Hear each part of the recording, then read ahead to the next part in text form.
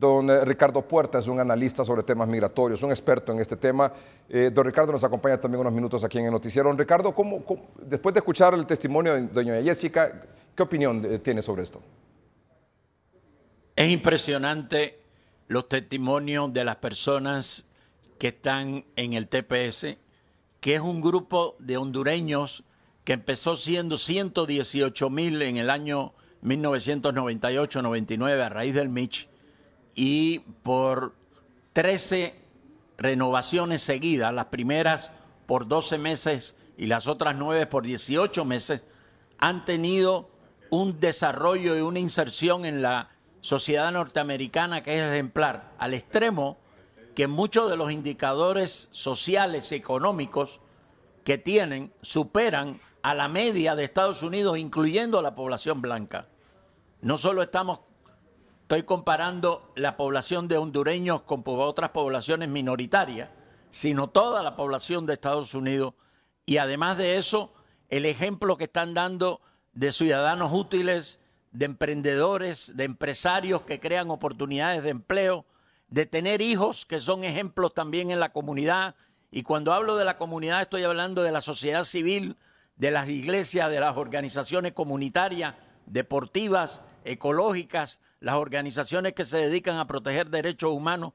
Me parece que ahí hay un ejemplo de si pudiéramos llamar, de una diáspora dorada, en el sentido no de oro, de términos económicos nada más, sino una diáspora dorada en términos de condiciones éticas, morales y ciudadanas ejemplares que pudieran servir de ejemplo para otros hondureños que quieren o seguir esa ruta o sencillamente ir a Estados Unidos como migrantes temporales y volver a Honduras. Yo creo que ahí tenemos una fuente para estudiar y seguir. Don Ricardo, usted decía, comenzó como una petición del gobierno de Honduras después de lo que pasó en el huracán Mitch en el 98, ya hoy son 21 años. Inició con 118,000 hondureños beneficiados con el TPS. Hoy el dato oficial son 44,000. Es decir, ¿qué pasó? O 57,000, no estoy seguro porque esto varía un poco. 44,000, el dato que yo tengo son 44,600. Y la pregunta que usted me hace es ¿por qué el número cada día es menor? Exactamente, eso lo quería decir porque doña Jessica decía 57,000 y coincido con usted, don Ricardo, que son 44,000. No. El dato de ella es válido. Lo que pasa es que ella tiene un dato de la última renovación y nosotros tenemos un dato de los que ahora están listos para renovar hacer la próxima renovación. ¿Qué pasó con depende de si... ¿Qué pasó con el restante de 118 a 44,000? Bueno, primero, la gente que nunca se reinscribió otra vez, porque el TPS no es automático, hay que reinscribirse. Inclusive ahora, con esta prórroga que están dando hasta enero del 2021, hay que reinscribirse de nuevo.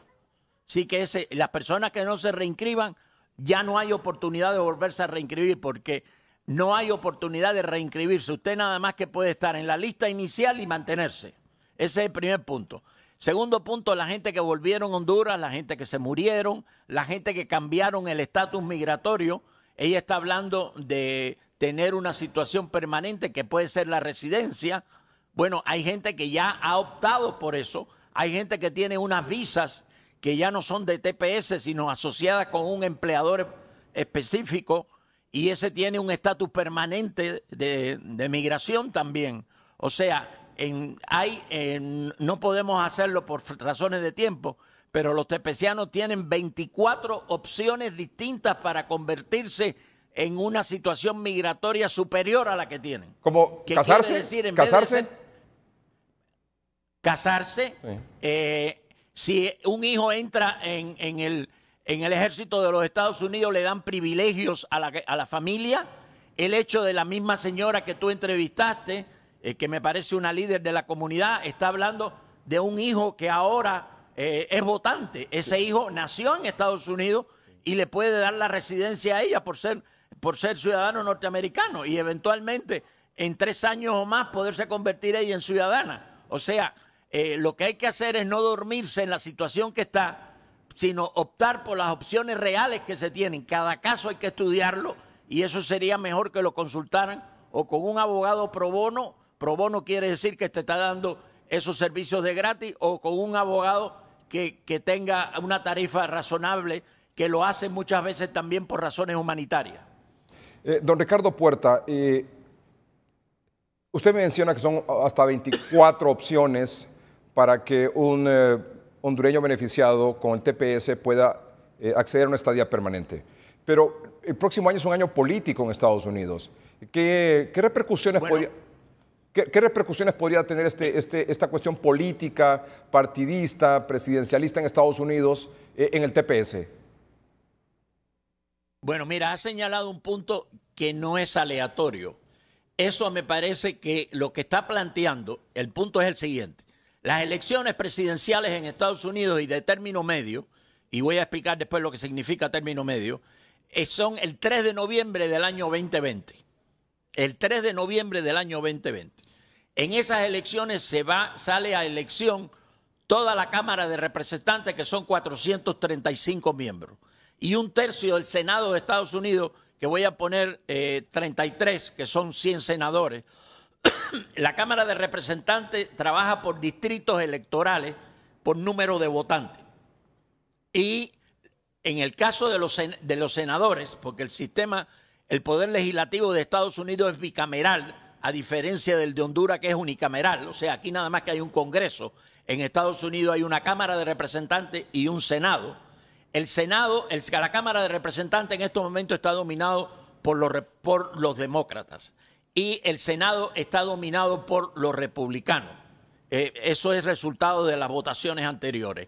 Pero en la práctica la diferencia que hay es la siguiente, o sea, el dominio que tienen los demócratas en la Cámara de Representantes es superior a más de 25 miembros de la Cámara de Representantes, creo que llegan casi a 30, mientras que los senadores que tienen de diferencia sobre los senadores republicanos a los de senadores demócratas en el Senado de Estados Unidos, nada más que son 2, es 48 contra 52.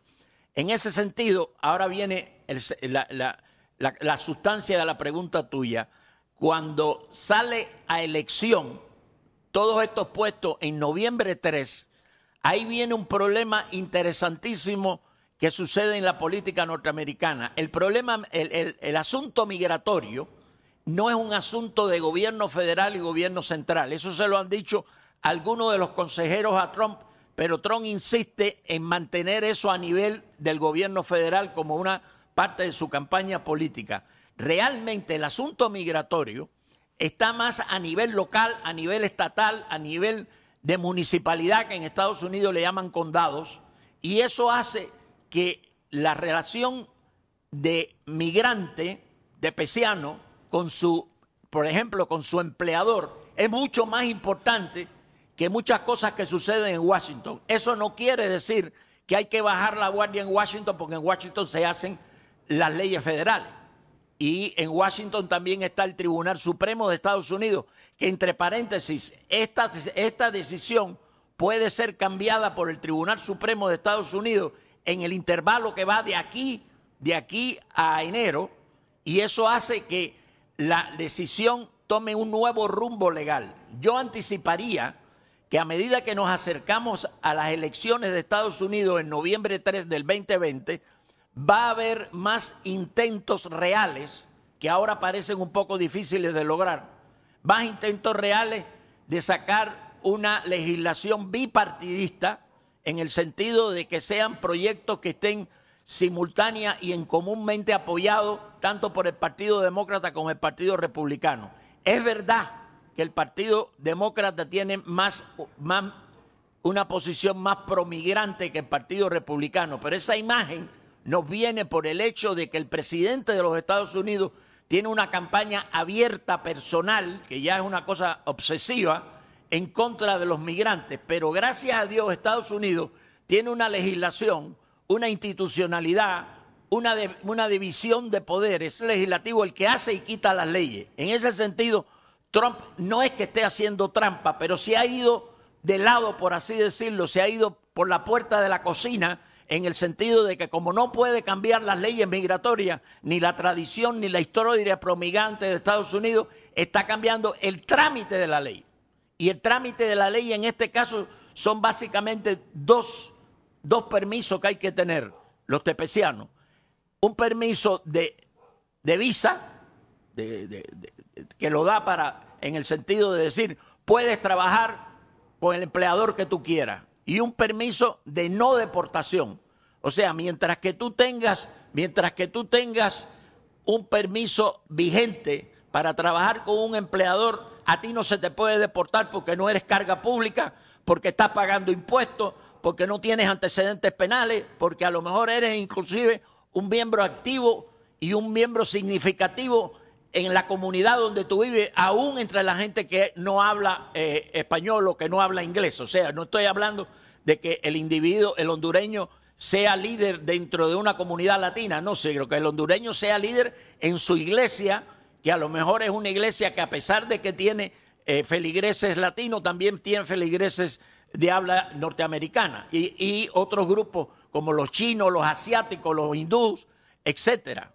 Y evidentemente toda la comunidad latina que en Estados Unidos en este momento suman alrededor de 50 millones de personas. O sea, estamos hablando de una posibilidad política que normalmente en este caso, y estuvo muy bien definido por la señora que entrevistaste, en este caso está ejemplificado en su hijo, que es votante, que nació en Estados Unidos y por lo tanto es ciudadano americano, y de inmediato puede iniciar un trámite para darle un estatus permanente a su mamá, que es tepeciana, que es un estatus inferior a tener una residencia permanente. Sí.